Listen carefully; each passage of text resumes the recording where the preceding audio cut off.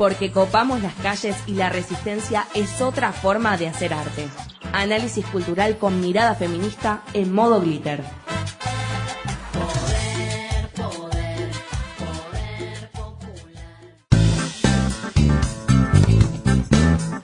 Es sabido que los medios de comunicación contribuyen en un enorme porcentaje a construir y difundir diferentes aspectos de nuestra cultura.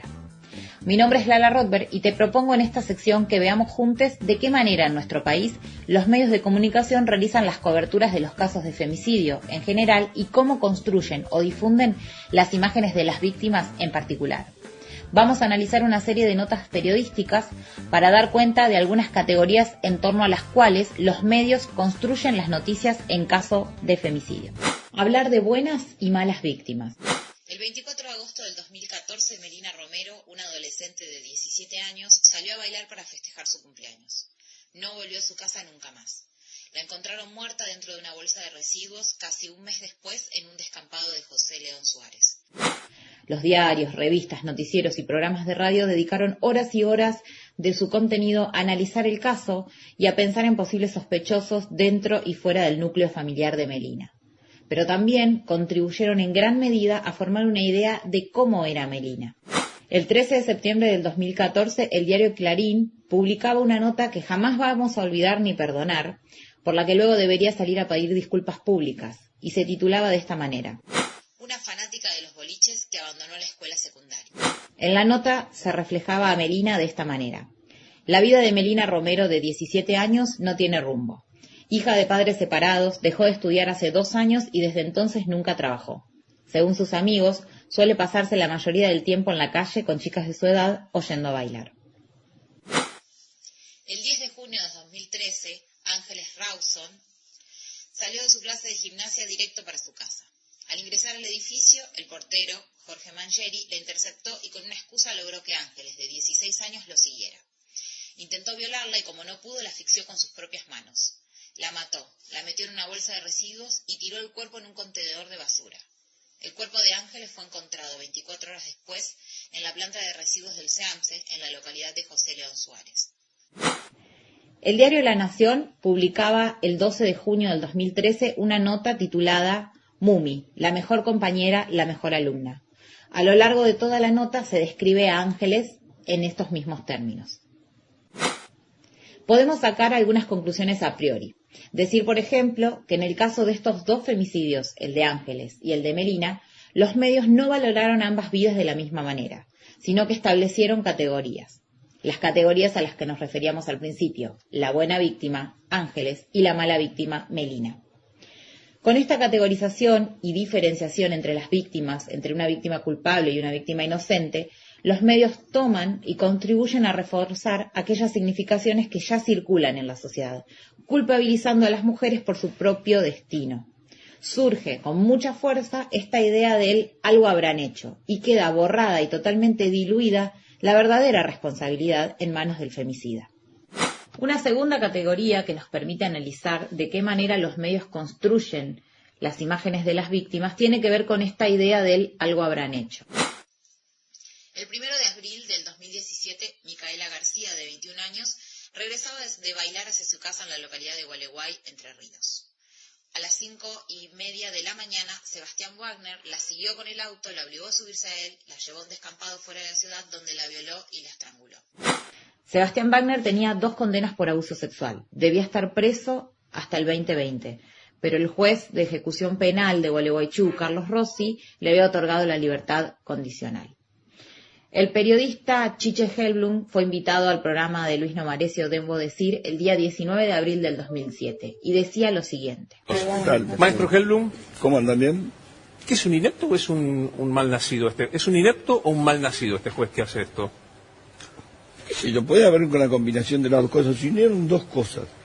Yo hace tiempo dije que acá en Argentina existe la pena de muerte. La aplican los jueces cuando liberan asesinos que después, o presuntos asesinos que después van a matar. Pero se unieron 2 cosas. Yo sé que es incómodo lo que voy a decir. Por un lado, este degenerado de Wagner, y por el otro lado una chica que a las 5:20 de la mañana sale sola de un boliche. Se unieron dos cosas que fueron mortales. En ninguna parte del mundo, a las 5:20 de la mañana, una chica puede andar sola por la calle. Pero en ninguna parte del mundo, debe saber mejor Sergio Berni, digo, es como un toque de queda, es terrible lo que ha pasado. Se unieron esas dos cosas. Yo sé que tiene todo el derecho a andar a las 5 de la mañana, a las 6, a la hora que quiera, sola por la calle. Pero es hoy, con la violencia, con la locura que existe, me parece un horror. Bien, maestro Chiche. Un día después, en referencia al mismo femicidio, otro periodista, Babi Echecopar, afirmaba en su programa de radio lo siguiente. Sí, Babi, si tu hija de 12 años contexto sale mostrando las tetas con un tatuaje y No, haciendo está mal. trompita, hay una provocación. Porque ¿sabes qué pasa? Sí, pero igual Vos ves- no justifica. Yo veo una nena de 12 años, puede ser mi nieta. Este la ve, puede ser la nieta. Pero hay un degenerado que la ve como una Bueno, mujer. pero el problema es el degenerado, no la chica. No, el problema... Y yo creo que es el degenerado el el problema es la provocación. Porque no es casual que de golpe aparecen tantos violadores. No, Y que el no. degenerado no es... Declaraciones de un gran iluminado del pensamiento contemporáneo, evidentemente. Estos ejemplos que trajimos acá nos sirven para ilustrar cómo desde los medios se le sigue dando voz a ciertos personajes que cada vez que ocurren femicidios se encargan de dejar bien claro que la culpa es de la víctima. Ahora tal vez no por ser una fanática de los boliches o haber abandonado la escuela, pero sí por salir solas a las 5 de la mañana o por subir una foto haciendo trompita en las redes. Es interesante cuando analizamos de qué manera los medios construyen la imagen de la víctima, cómo aparece constantemente la idea de culpabilidad de las mismas. Y en este sentido, cómo esto está profundamente ligado a la idea o a la noción de negar el derecho al goce. Cuando un fiscal afirma que es peligroso para una mujer salir a caminar de noche por ciertos lugares, cuando desde las redacciones de los principales diarios se sostiene que la víctima salía a bailar todas las noches y eso es peligroso, cuando los principales voceros de la televisión argentina afirman que la culpa de un femicidio la tiene una foto haciendo trompitas, todos están hablando de un derecho que es sistemáticamente negado a las mujeres y es el derecho al goce, el derecho a transitar libres y seguras, el derecho de vivir una vida plena. La primera marcha de Ni Una Menos, el 3 de junio del 2015, dejó al descubierto algunos de los mecanismos mediante los cuales los medios construyen estos dos tipos de víctimas y cómo, en ese proceder, reafirman preconceptos y nociones que ya circulan en la sociedad, en lugar de proponer espacios para la reflexión y el cambio. Preguntas válidas que nos podemos hacer en este tiempo recorrido desde aquel 3 de junio al 2015 tienen que ver con el hecho de si los medios han modificado la manera en que cubren los casos de femicidios, cómo construyen los perfiles de las víctimas y cómo construyen, por ejemplo, los perfiles de los victimarios. Desde aquel primer Ni Una Menos en 2015 vemos que algunas cosas cambiaron. Ya no se construyen perfiles de las víctimas catalogadas como buenas y malas víctimas. Pero hay algo en común que tienen todas las víctimas y es que aún en todas las coberturas se sigue afirmando que las víctimas buenas y malas, son todas culpables de sus destinos, porque caminaban solas, porque hacían pico frente a las cámaras, porque se enamoraron de sus profesores, porque salen a bailar y vuelven solas, porque se emborracharon. En todos y en cada uno de los casos tomados como ejemplos para este breve análisis, los medios refuerzan estereotipos y eluden preguntarse por los verdaderos culpables, los asesinos, los femicidas, la responsabilidad de los hombres que un día decidieron acabar con la vida de todas estas mujeres. Cuando pedimos por la ley Micaela en la justicia y proponemos que también se implemente en los medios de comunicación, lo hacemos pensando en que estos ejemplos se repiten sin cesar todos los días. Investigan si el embarazo fue el disparador. Una fanática de los boliches que abandonó la secundaria. Confesó que sufrió una violación. Así es como vemos los casos de violencia de género representados en los medios de comunicación, de una manera machista, culpabilizante, misógina. Y en esa forma de representarlos, también tiene la culpa los y las periodistas por buscar ciertas fuentes. ¿Cómo es esto? Las noticias no existen por sí solas, ni los periodistas y las periodistas pueden estar presentes en cada situación que deben comunicar. Por eso, ¿qué hacen? Recurren a distintas fuentes para que les den información sobre lo que pasó.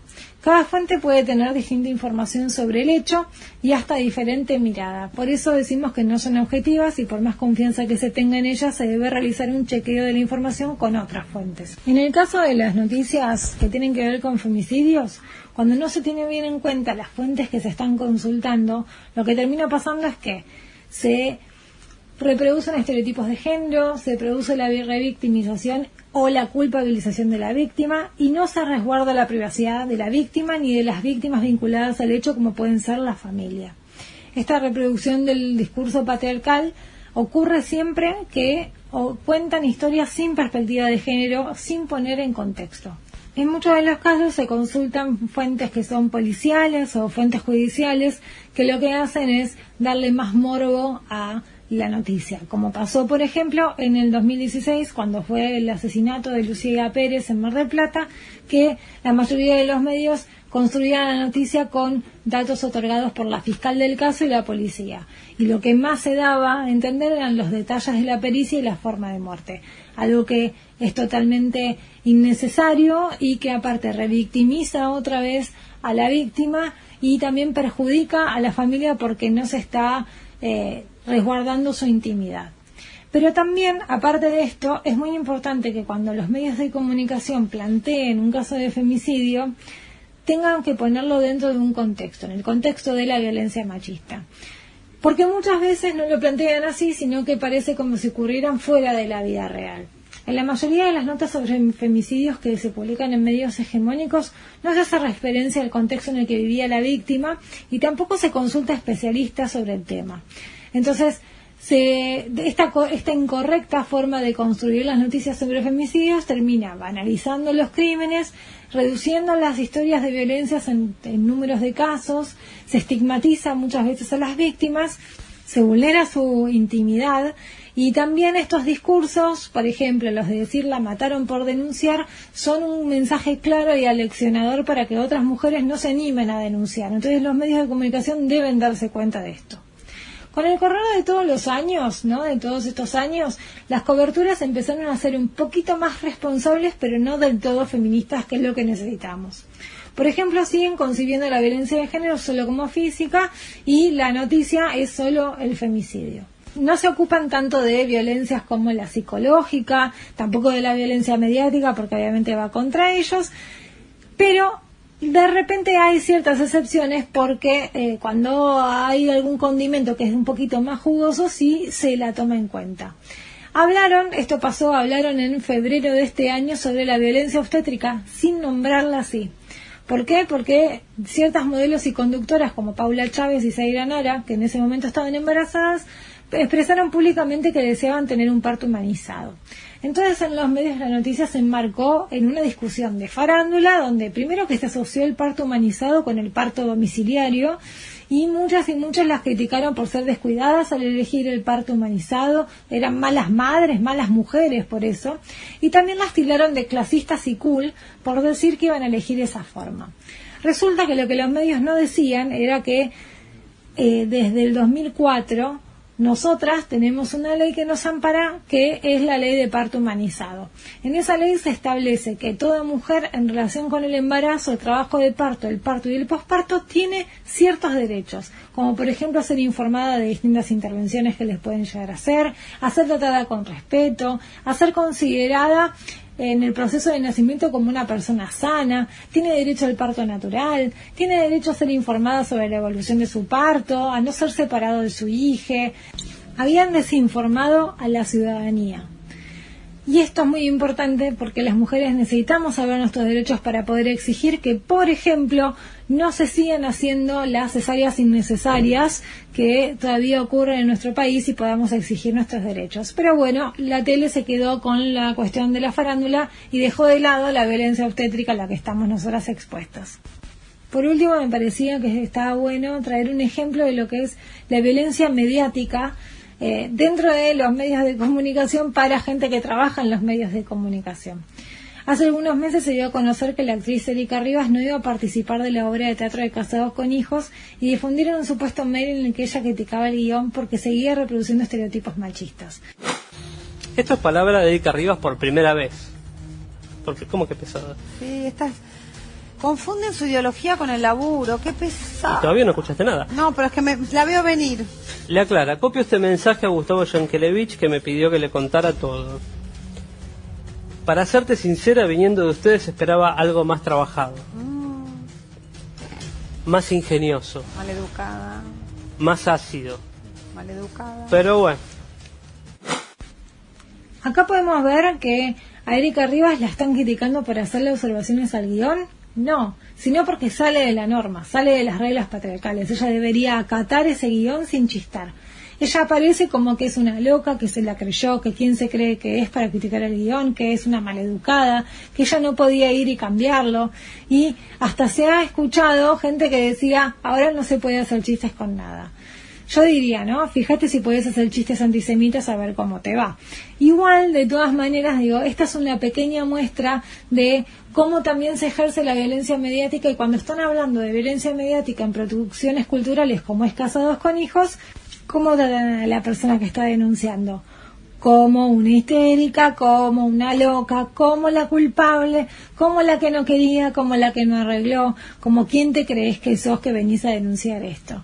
Entonces, continúan ejerciendo una violencia, que es esa violencia mediática, ante quienes no seguimos las reglas patriarcales. Esto tiene dos patas. Uno, justifica que sigamos construyendo la noticia como si la víctima fuera la culpable, y aparte nos da un mensaje a todas las mujeres y disidencias, que es que no se pueden salir de la norma. Si se salen de la norma, las que están mal son ustedes.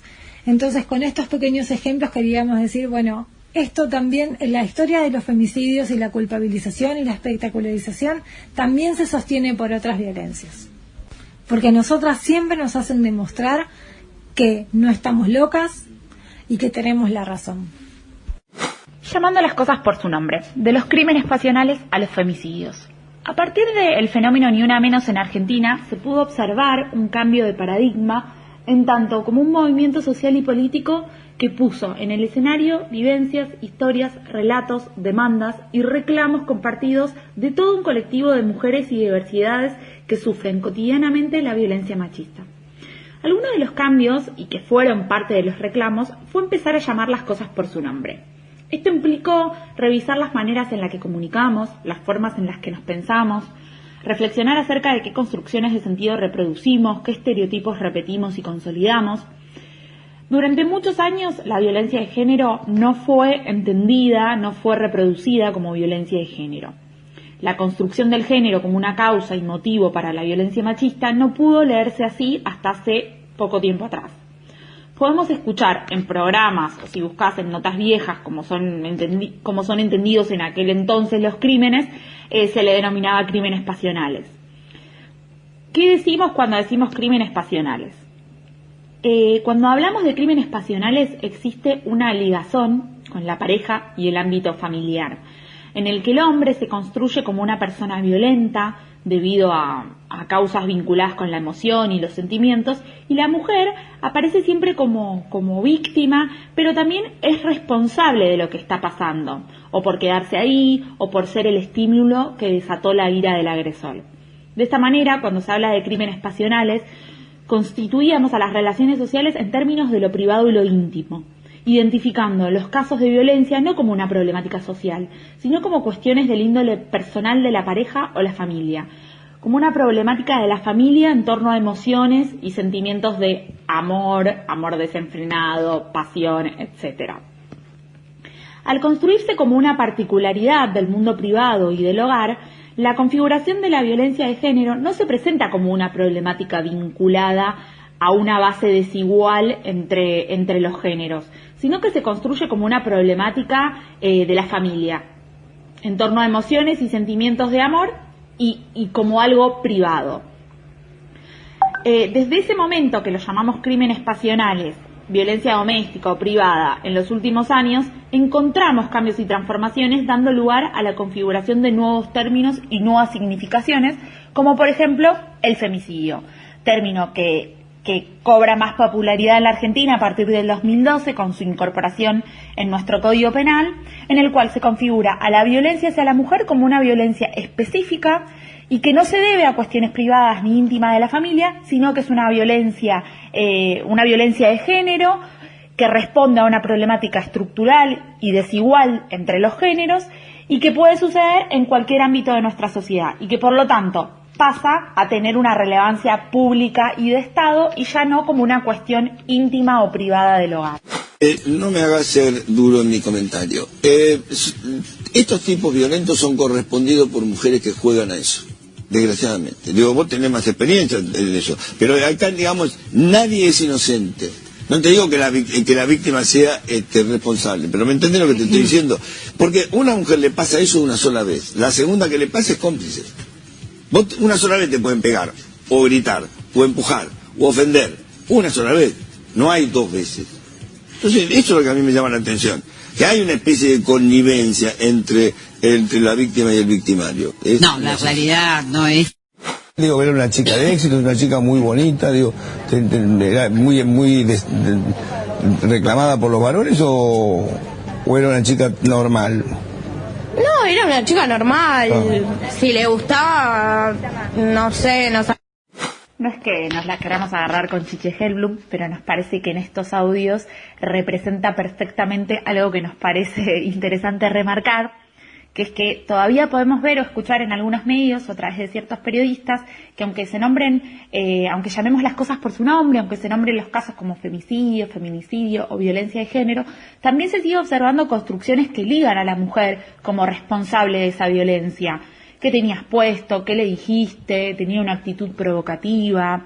Hemos leído una fanática de los boliches, ¿qué hiciste para que le pegara? Una vez preguntó Mirta Legrand en su programa. Todo esto no hace más que buscar argumentos que justifiquen la violencia.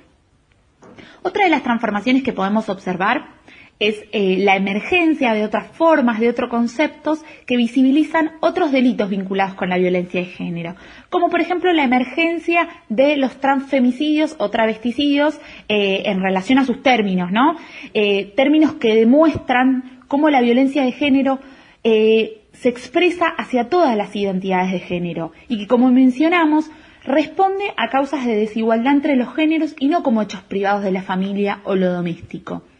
Nos parece importante remarcar y denunciar que si bien se puede ver una diferencia en la cobertura de los femicidios, con todas estas errores o malas coberturas, si bien aparecen los femicidios dentro de la agenda mediática y se mantiene, nos cuesta todavía poder hacer visible la problemática de los travesticidios y transfemicidios. Poco se sabe y poco se dice sobre estos casos. Es importante remarcar esto para seguir reclamándole, exigiéndole a los medios y periodistas, pero también a la sociedad en su conjunto, un compromiso para poder tratar el tema con la responsabilidad que eso conlleva y luchar por una comunicación por la igualdad en la que se visibilice y concientice sobre esta problemática y en todas sus expresiones de la violencia de género.